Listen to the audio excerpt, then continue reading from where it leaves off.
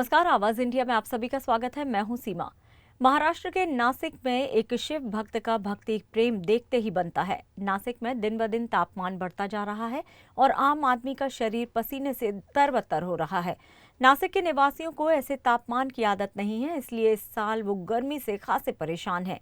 ये तो सभी जानते हैं कि नासिक देवों की भूमि है, इसलिए यहाँ के भक्तों ने पंचवटी क्षेत्र में संत गाडगे बाबा पुल के नीचे खुली मूर्ति पर बर्फ की परत चढ़ाकर महादेव की मूर्ति को धूप से बचाने का एक उपाय कर लिया है।